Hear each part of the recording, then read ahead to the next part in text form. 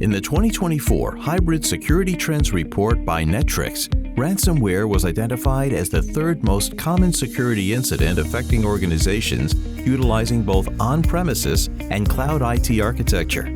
This finding once again underscores the necessity of robust solutions to safeguard systems and endpoints from such a prevalent threat. Netwrix offers a comprehensive data loss prevention (DLP) solution designed to protect against ransomware along with other security threats, such as insider threats, accidental loss, and data breaches.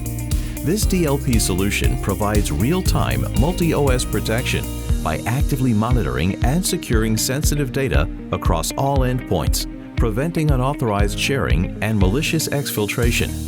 Additionally, the endpoint protection solution, Netwrix Policy Pack, enhances the Netwrix DLP offering with a centralized platform for detailed policy management. It simplifies the deployment of policies across all organizations' endpoints to enforce consistency in their applications, even for globally distributed teams. Visit Netwrix.com to discover how Netwrix DLP solution helps organizations worldwide protect their endpoints from a wide range of threats. Data loss prevention software, industry-leading data loss prevention.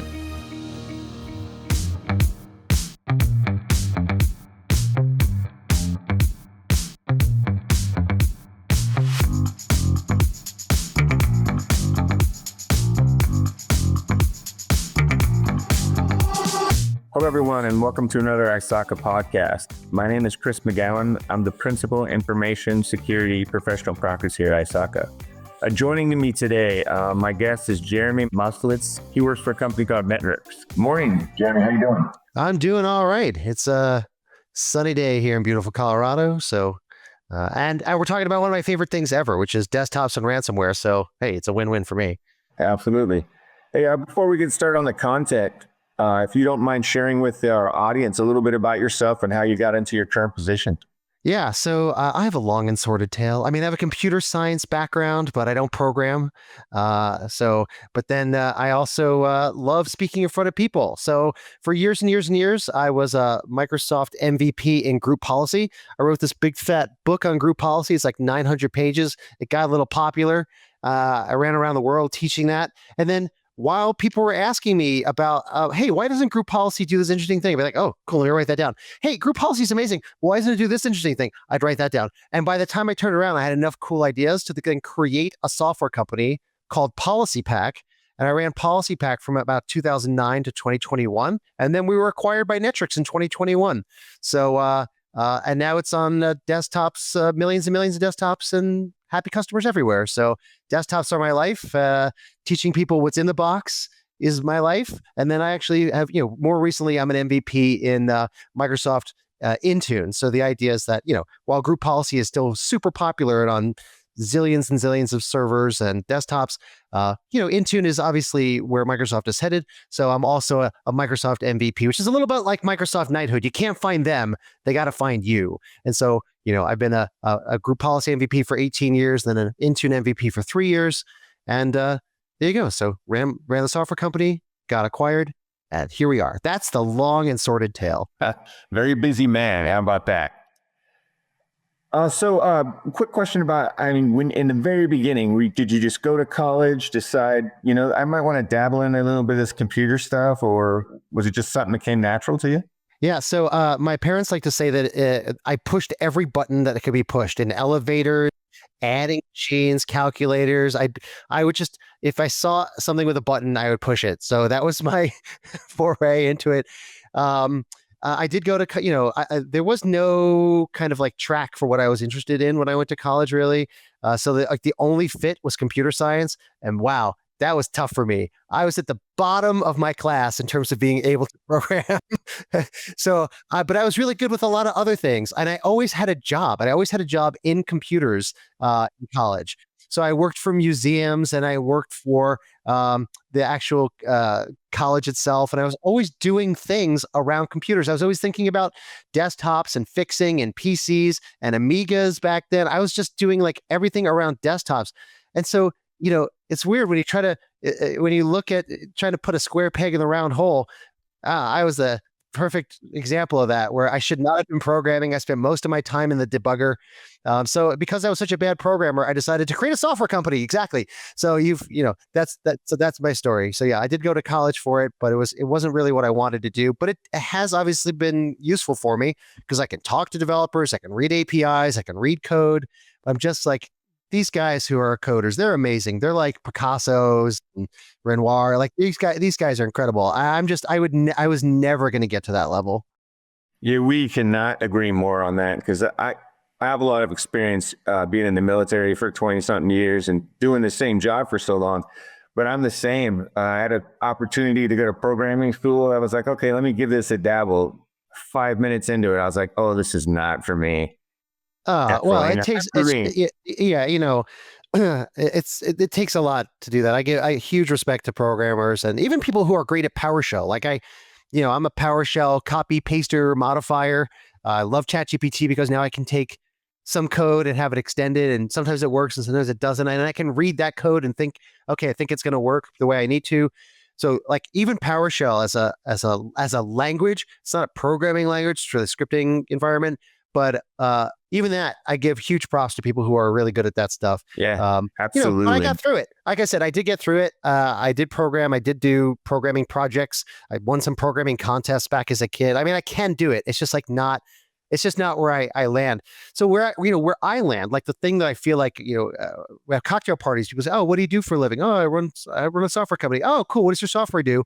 I tend to think about tens of thousands of machines. Like I'm really good about thinking about big picture, and like you're a hospital with 50,000 computers and you've got doctors and nurses and HR and all these kinds of departments.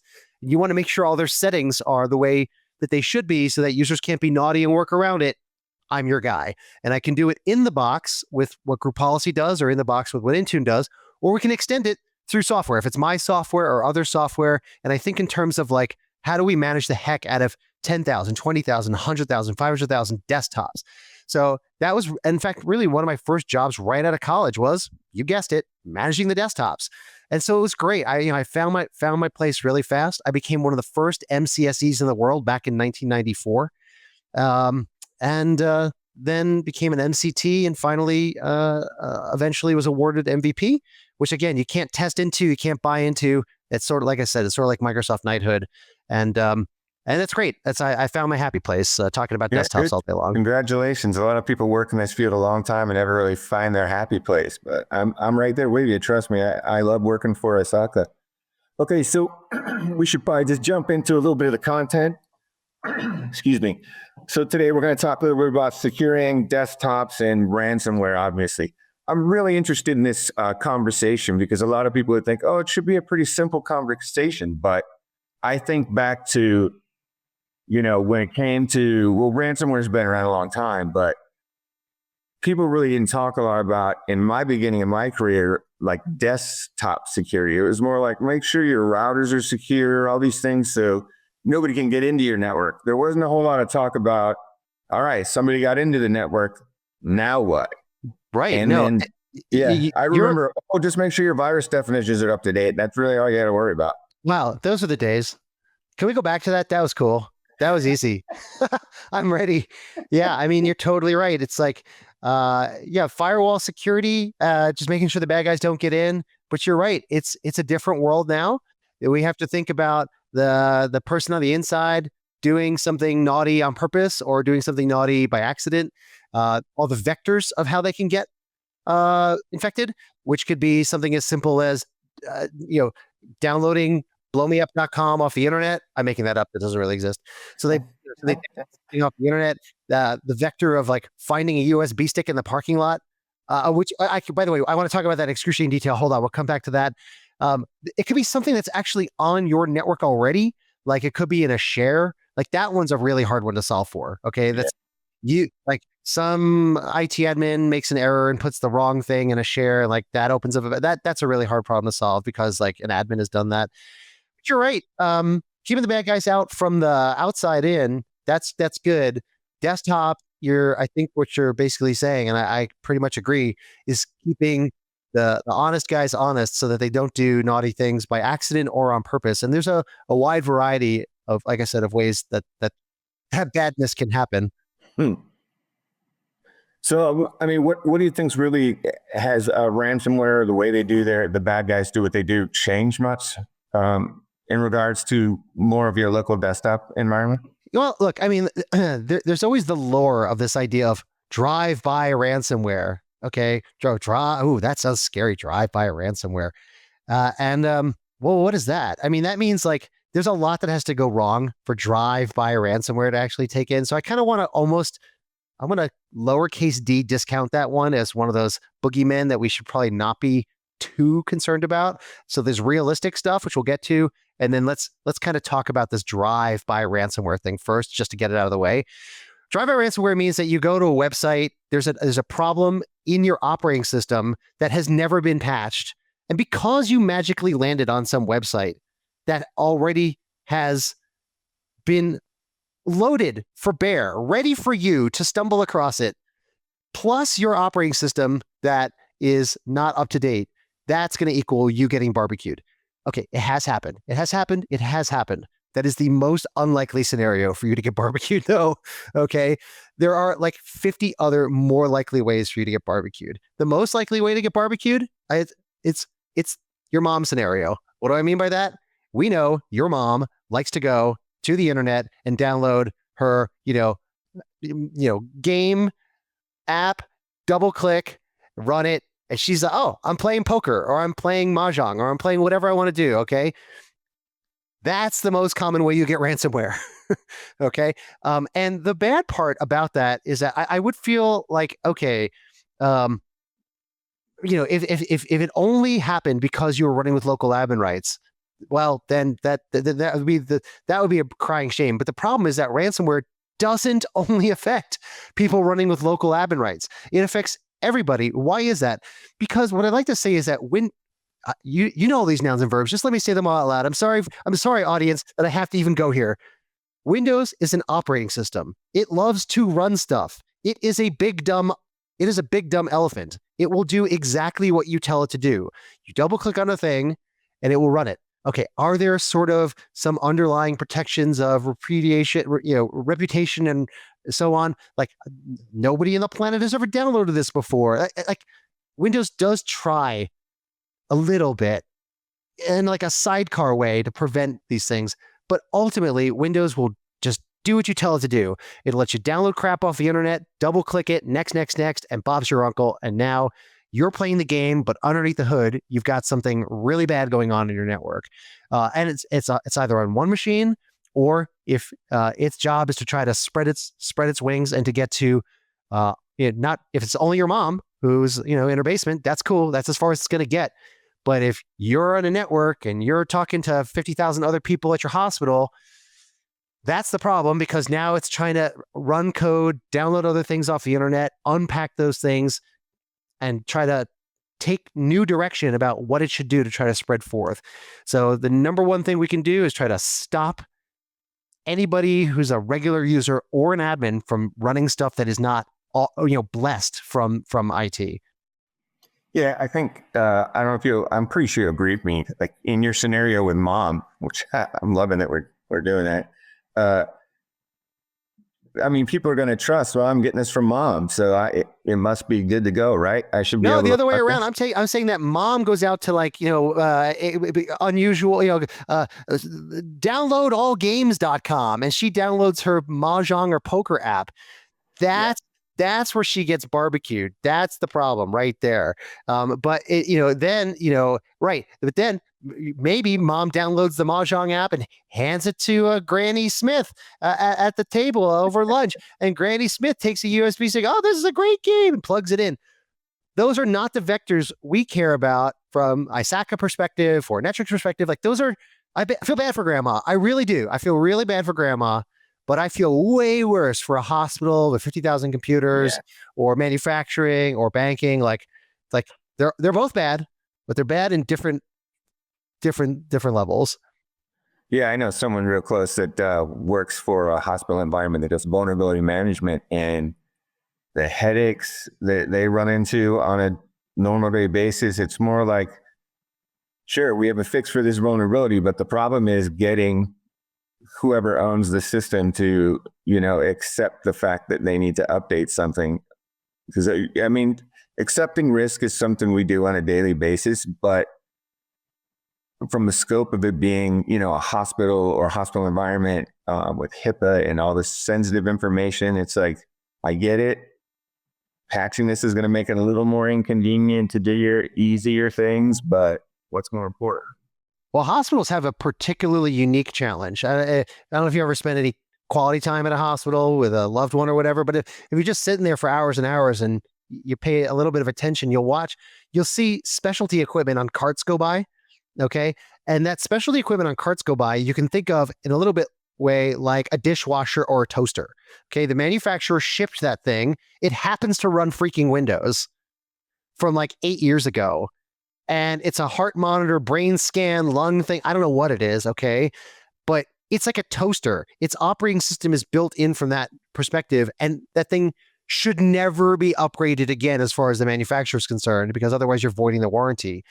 Well, I mean, look, those things have ports in the back. If I was a naughty 12-year-old that needed to spend 3 years in a hospital, I'm pretty freaking sure I would start taking USB sticks to that thing and seeing if I could hack it. It's funny you bring up USB sticks, because I was just recently on travel, and some of the supposedly security-minded folks were joking around about, remember when we used to go to classes or get different things, and I'm not just saying China, but made from China, made from wherever. Yeah. And they always came with that software.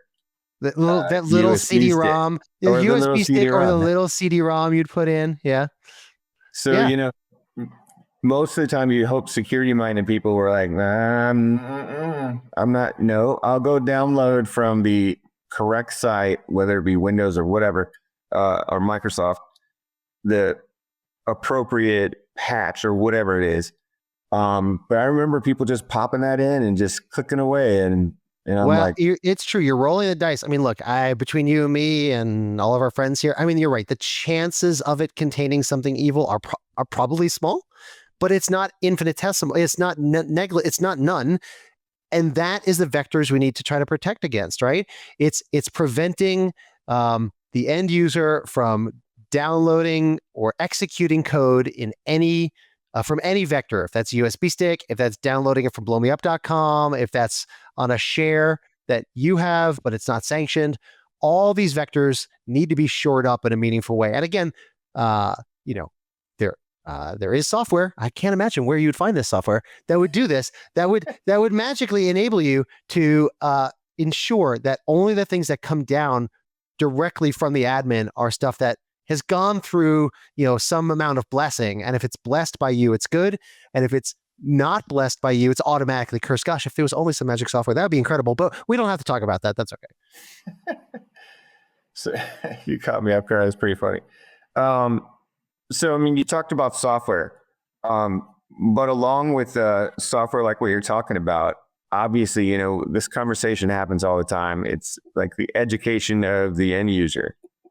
Now, obviously, that's important, but from your perspective on, what you do and what we're actually talking about today, do you think that training for and the end user needs to be a little bit more specific?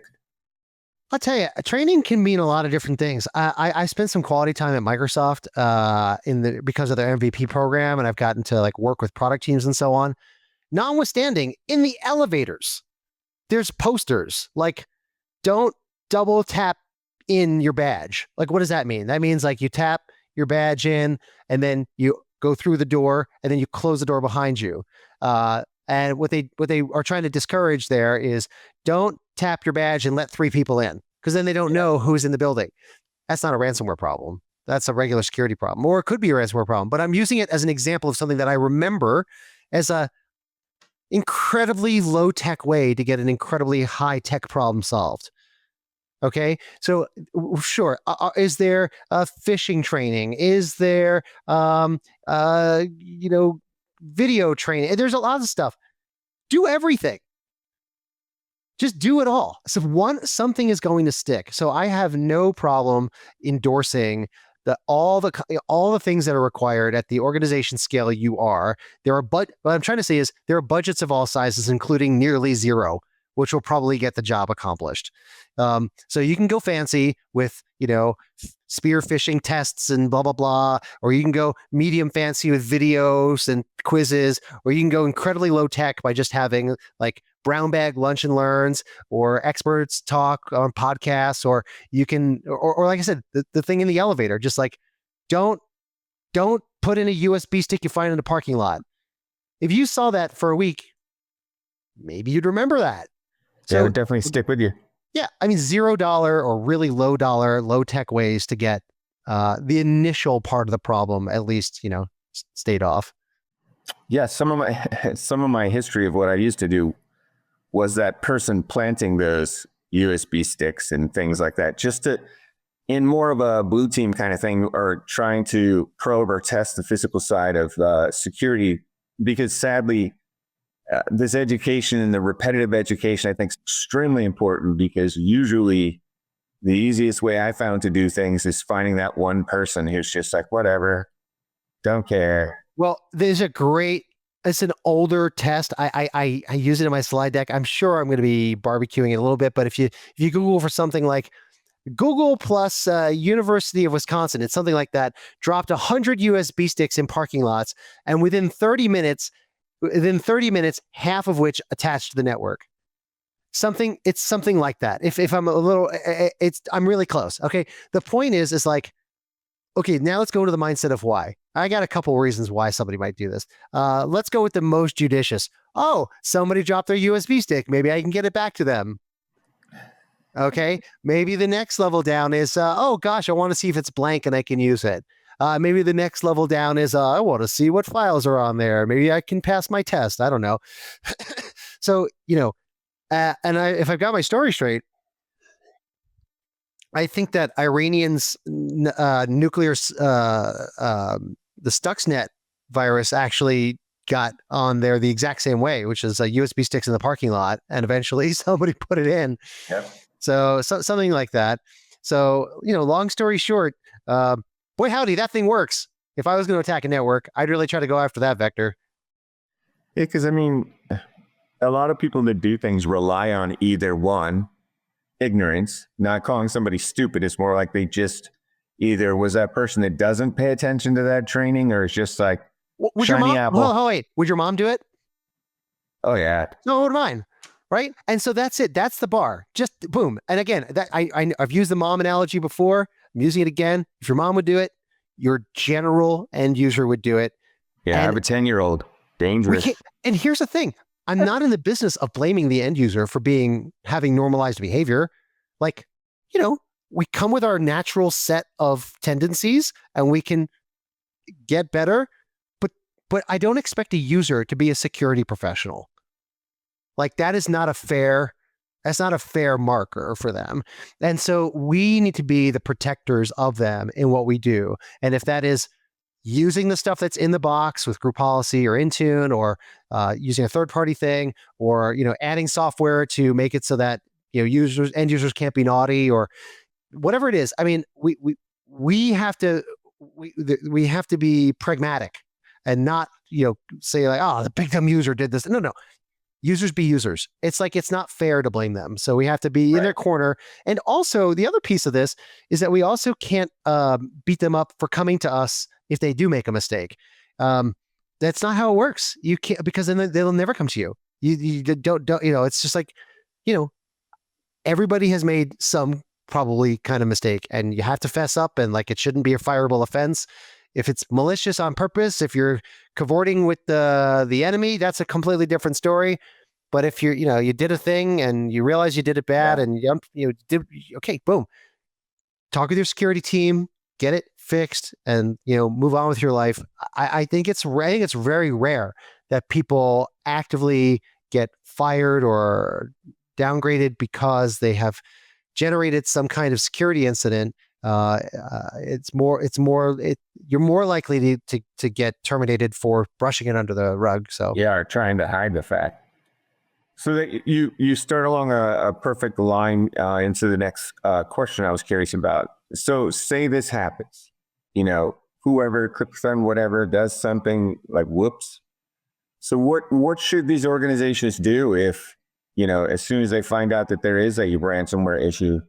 Well, hopefully by then the organization has a playbook. Okay, every organization's playbook is going to be a little bit different, and there's this idea of tabletop exercises, which is a fancy way of saying pretend this has happened. Okay, and then you should know. Let me ask you a different kinds of question. If you had a fire in your house in one part of the house, would you know how to get out of the other side of the house you're on? Probably, because you know your house really well. Okay, so the best kind of organizations around ransomware are those that know, well, if this part of the world explodes, we know how to do this. We know how to spin this up. We know who to call. We know what everybody's phone numbers are. We know how to get in touch with people if the Zoom or Teams is down, or whatever your problem is. Have back channels. There's a great book. I read it. I can't quite remember the author, but it's something like How to Deal with Ransomware Response, and it was a great short read. Excellent. I just the name's escaping me off the top of my head. But awesome book around how to plan and prepare for that kind of thing. And it was good. It gave me some good. I'll tell you, it's weird. Weird things stick with you sometimes. You want to know what stuck with me in that book, which is a weird thing. It's like, if you're in charge of ransomware incidents response, be sure to have a plan for food. I was like, oh my God, that's brilliant. Like you didn't know that was coming, right? Because because like when everybody's losing their mind and trying to get everything back up and running, who's thinking about food? You should be, or whoever that thing. Okay. So again, I wish I could remember that book. But anyway, the point is like you got to be thinking about all angles. Again, ransomware could be small, medium, and large. Okay. Ransomware could be one machine is locked. Ransomware can mean an entire department is locked. Or ransomware can mean your entire life, your whole company is barbecued and locked. And that's where it gets bad. Okay. So obviously, those are three completely different scenarios. I'm more about preventing ransomware than I am about negotiating and dealing with it and unwinding it. But I do have some ideas in there if that's the place we want to go. Yeah. I mean, I think business-wide, that's the way people look at things, in my opinion, is like, oh, what are we going to do? We're going to pay the ransom? Do we have insurance? What are we going to do? Instead of, like you said before, let's, if we start on that lower level before the, oh crap hits the fan, you concentrate on that, whether it be layered security, whatever it is, depending on, like you said, the size of the organization, what they do. I mean, is it smarter to think like, okay, so they're locked us out of this information. What about backups? Is it that playbook, right? It's just another piece or a tool in the toolbox. This is the way I like to say it. Well, again, let's break all that stuff down. So first of all, yeah, if you can avoid paying the ransomware and just tell the bad guys to suck an egg, that's way better. Okay. Right. So then if you've got a way to restore the server, roll it on back, get to that data and get back and running, that's good. Doesn't mean you won't be hit again. In fact, I think there's some statistic that says if you were hit by ransomware, you're like, I'm making it up, but it's something like this: 70 to 80% more likely to get hit again. Okay, which sucks. It's like, oh, I got into a screaming car wreck, and now I'm driving along. I'm in a screaming car wreck again. Like, it's terrible. But well, the bad guys see that, right? They're like, well, they see it, and maybe you haven't closed the door behind you that got them there in the first place, or they put some other back door in. So there's a lot of problems there. But like I said, if you can restore yourself, that's great. If you have legal, get them involved immediately. I think that there's no downside to that.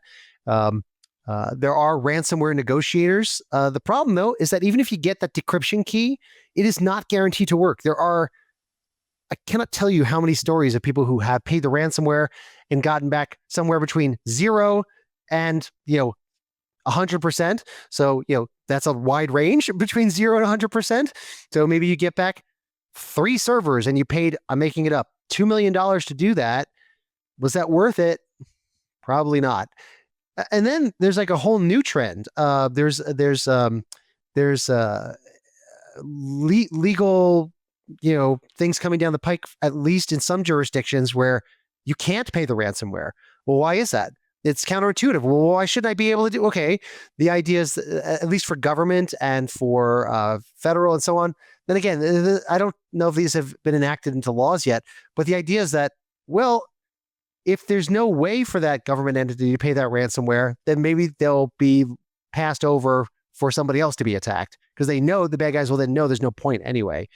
I don't know if the bad guys are that sophisticated enough to know the jurisdiction for each, target possibility, but it's certainly, I get the gist behind it.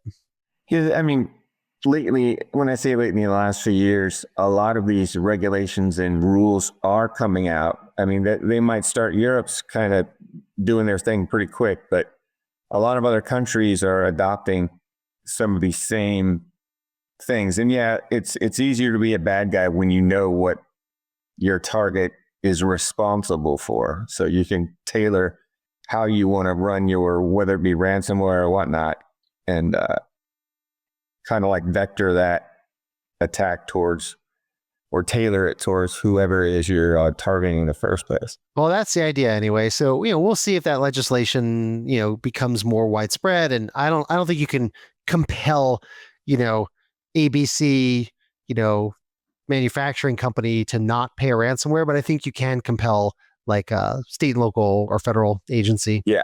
It becomes a little muckier when you try and go down away from what you have control over. So, I mean, we talked about a bunch. It's been a great conversation, but thinking,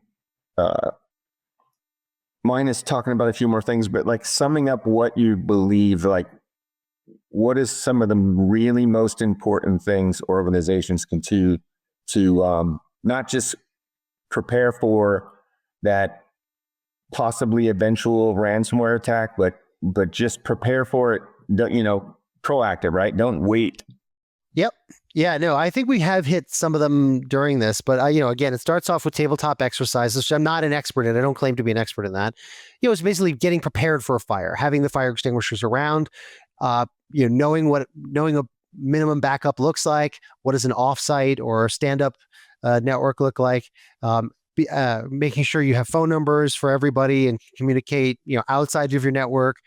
Maybe you have Gmail accounts or whatever it is as an alternate backup method.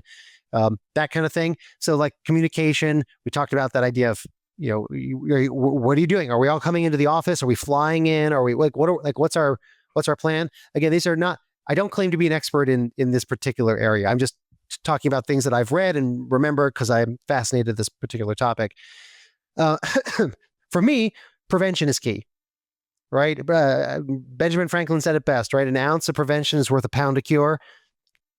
Couldn't agree more, right? If you can have that low cost, training, if you can have medium cost software that helps you ensure that the bad guys, that even the good guys rather, aren't doing naughty things, that kind of stuff that we talked about earlier, you're going to be in a way better position if you can, block it before it even starts. It's just so much. It's going to be so much better than trying to recover from it in the first place. But yeah, it is not an eventuality that you will be completely barbecued. It's not like, there are those customers who had ransomware, those that will. I don't know about that. I feel like I'm a little more optimistic. I feel like there's enough, there's enough technical ability for us to try to move it along. I mean, remember that stupid product from the 90s, the club on the car? Remember that thing? Yes. Okay. For those of you who are too young to remember what this thing is, go ahead and look it up. What it does is that it's like a gizmo that like makes the steering wheel unable to turn. Okay. So like when you turn the steering wheel, this thing like makes it so that you can't like move the steering wheel because it hits the windshield. Well, what does that do in practice? Okay. If you really wanted to spend an infinite amount of time, money, and energy, could you get that club off? Yeah. But if you're walking through the neighborhood and you're looking for cars to steal, are you going to go with one with a club or one without a club? With them. Okay, there you go. Something less, it's sexy, right? Is that how you say it? Yeah. I mean, look, unless that car is like the best Lamborghini ever and you want it and it's a trophy car, you would spend the quality time, money, and effort to like freeze the lock and smash it with a hammer and cut it with a bandsaw. Like, you could do it if it was a high value target. So I'm not saying never. I'm saying your organization needs to decide what your value range is and put the right amount of effort in to try to keep the bad guys from looking at you and saying, oh, well, I tried some things. Screw it. I'll move on to the next target. I mean, that's really, prevention is really where it's at. Yeah. It's a lot of information. I'm pretty sure at the bottom of this podcast, there's going to be some links where people can go to learn a bit about your company, what you do, and some resources. That's great. But just off the top of your head, do you know, are willing to share some with the audience? Sure. Yeah, sure. So my personal website is mdmandgpanswers.com. And if you can't remember that, just go to GP for group policy, gpanswers.com. So in there is something, I've been doing this for years and years and years, which is online and in-person training for how to kick your own company's butt to use the stuff in the box to help you become more secure and organized with Windows settings. So Windows does have a lot, and you can and should use that, but Windows can't do everything, my friend. That's the problem. If Windows could do everything, there wouldn't be a need for third-party tools. So again, my company was PolicyPak, POLICYPAK.com. That website's still there. But now, since 2021, we're owned by Netwrix, and I still run the show there. And the idea is that what it does is all the things where Microsoft leaves off. And you've heard me allude to it a couple times of like, how do you make sure that bad guys can't plug in USB sticks and get on the network? Well, that is a big thing. How do you make sure that when somebody does download something from blowmeup.com and it's not sanctioned, that they double click it and Windows doesn't run it? That's the kind of thing I'm talking about. The other big thing that is really important to know is things get exponentially worse when users are running with local admin rights, okay? Because then it's just like game over for the whole operating system. So if you can remove local admin rights and then ensure that they can do the admin-like things that are sanctioned by you as they need to, and also put the smackdown on unknownware or ransomware, boy howdy, you'd have a full complement of ready-to-rock solutions to make this problem go away. We do a lot of other cool things there too, but those are the main things that would be relevant for what we're talking about today. Yeah, a lot of that policy stuff, people don't realize what, if not run correctly, what privileges or lack thereof people have until it becomes an issue. Okay, before we leave, it's been a great conversation. I'm sure we could go on and on and on about it. But is there any last things you'd like to share with our audience before we close down this one? No, I really feel like you've asked all the right questions. I feel like we've done the education for people. I wouldn't say walk the earth in a scared posture. I think just like a car, like you're driving a car, you're not driving in the car all scared all the time. You are wearing a seatbelt though. Okay. And so I think like both things are true. And as such, do what you can do, don't overdo. Okay. I've seen tons of computers with like 17 agents on them trying to like swat away it's not the way necessarily to do it. I think there's a middle ground for everything. So don't overdo, drive the car, don't be tense, but wear that seatbelt and do the prevention as you can. Well, Jeremy, I want to thank you for volunteering your time and, giving out some really good information. Like I said before, there should be a link at the bottom to if you want to learn a bit more. And I'm interested in the books you've done. I've read a lot about your bio and things like that. So I'm really looking forward to diving in a little bit more and connecting with you after this. So maybe one day we can meet back up and do this again. So I really appreciate it. My pleasure. I had a good time. Thanks for being a great host. Appreciate it. All right, everyone. Till next time, keep learning.